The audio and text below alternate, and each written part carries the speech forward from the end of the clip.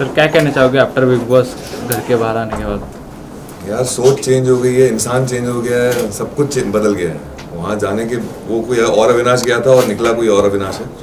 सो मुझे तो proud feel होता ही था जिस तरीके से मैं वहाँ रह रहा था, क्योंकि मैं कहीं भी वीक नहीं पड़ा।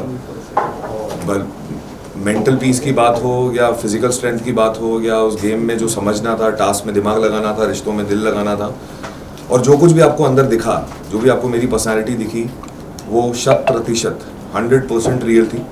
और उसको लेके मेरे कोई भी आफ्टर थॉट्स नहीं है कि मुझे ऐसा नहीं करना चाहिए था या ऐसा नहीं बोलना चाहिए था। जो भी था मैंने वही किया जो मुझे सही लग रहा था। मैंने ऐसा नहीं सोचा कि मैं बिग बॉस के घर में हूँ या फिर मैं रियलिटी शो में हूँ और मैंने कभी ऐसा शो किया नहीं है तो उसके लिए मैं कोई और पर्सनालिटी जताऊँ लोगों को। मैं जैसा था मैं वैसा ही हूँ, और मेरा वो डायलॉग मैं ऐसा ही हूँ, I stand by it.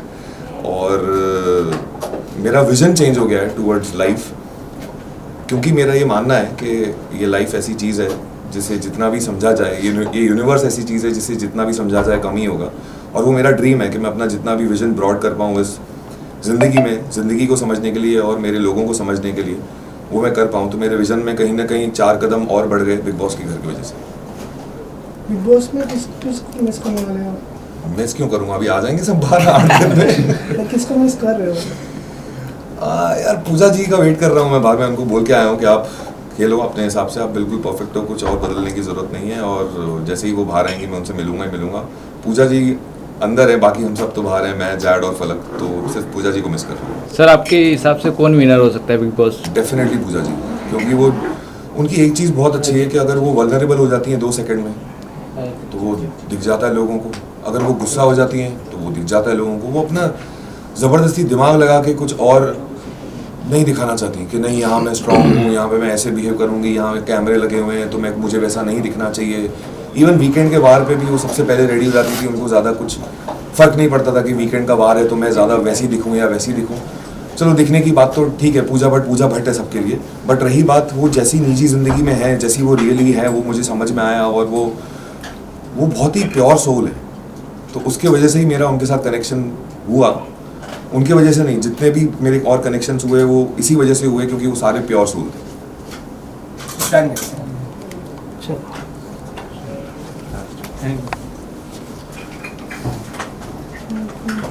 You. Thank you sir.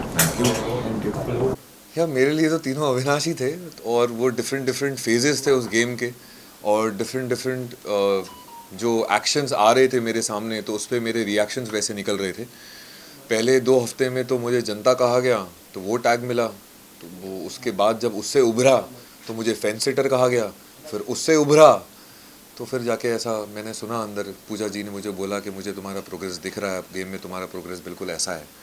तो जब ऐसा प्रोग्रेस जैसी चीज़ें सामने आई तो जैसा कि आपने कहा कि पहले मैं लड़ाकू था और दूसरा मैं रोमांटिक था और तीसरा मैं गेम चेंजर अभी बाहर निकला हूँ, तो वो भी एक मैंने टैग सुना है।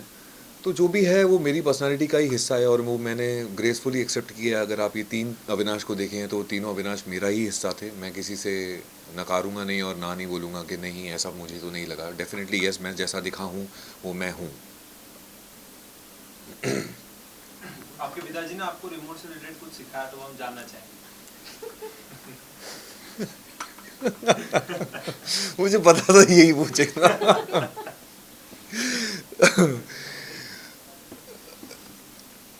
हम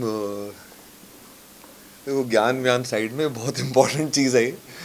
तो वो ना मेरे डैड ने मुझे ऐसा कहा था कि अपना रिमोट कंट्रोल अपने हाथ में होना चाहिए, और ये चीज़ तो मतलब मेरा रामबाण बन गई थी बिग बॉस के घर में कि भाई अपना रिमोट कंट्रोल अगर अपने पास रख लिया तो सामने वाले के हाथ में अगर नहीं लगा तो मेरे को वो कंट्रोल नहीं कर पाएगा, चाहे वो मुझे कितना भी पोक क्यों ना कर ले, कोई भी आके जो भी बोलना है बोल। और ये चीज़ मैंने कहीं ना कहीं सीखी है कि मैंने अपना रिमोट कंट्रोल अपने पास ही रखा, चाहे मुझे लोगों ने कितना भी पोक किया, उन्हें उसी वक्त मेरा रिएक्शन चाहिए और मैंने नहीं दिया। वो चाहते थे मैं उसी वक्त लड़ूं, मैं नहीं लड़ा। और जितना मुझे बोल के जाना था मैं बोल के निकल गया, क्योंकि उस रिमोट कंट्रोल का बेसिक ये है कि किसी के और के हाथ में अगर रिमोट कंट्रोल चले जाएगा तो सामने वाला चैनल चेंज करेगा, सामने वाला वॉल्यूम बढ़ाएगा, फिर मेरा वॉल्यूम बढ़ेगा, फिर मेरे चैनल स्विच होंगे, फिर वो अविनाश दिखूंगा मैं जो मैं हूँ नहीं, तो वो मुझे नहीं दिखना। अपना कंट्रोल रिमोट कंट्रोल अपने पास होना चाहिए बस। अविनाश, जिस मोमेंट पे एल्विश की एंट्री हुई थी घर में, उस मोमेंट पे आपको कहीं ऐसा लगता है कि जो आपका कंट्रोल, रिमोट कंट्रोल है, कहीं ना कहीं आप उससे बाहर जा रहे थे, या फिर वो कंट्रोल कहीं ना कहीं उनके हाथ में आ रहा था? Because you were reacting as such, जो कि वो रिएक्शंस काफी ज्यादा हो रहे थे। नहीं, एल्विश के मैंने एंट्री पे बिल्कुल रिएक्ट नहीं करा। मैं तो उसके साथ एक बिल्कुल नॉर्मल कंटेस्टेंट की तरह था।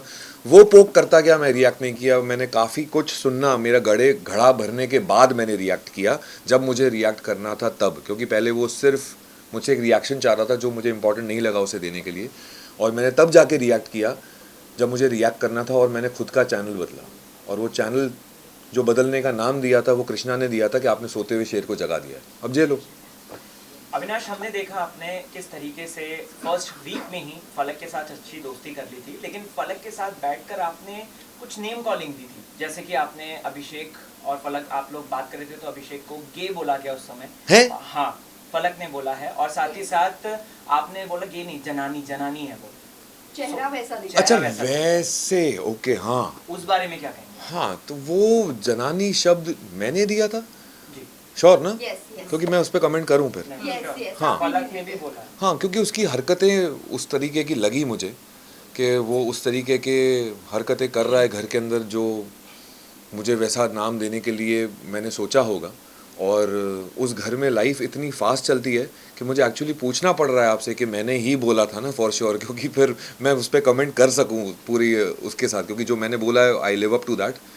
तो वो अभिषेक के रिएक्शन और उसके बिहेवियर की वजह से ही मुझे ऐसा लगा था। बट वो मैं टैग एक्चुअली एक ही बार यूज़ किया होगा मैंने, उसके बाद वो हट गया होगा, क्योंकि कहीं ना कहीं वो मुझे चौथे या पाँचवें हफ्ते से तो मेरे दिमाग में एक किडो नाम का मैंने टैग दे दिया था उसे कि he is a kid for me, immature kid.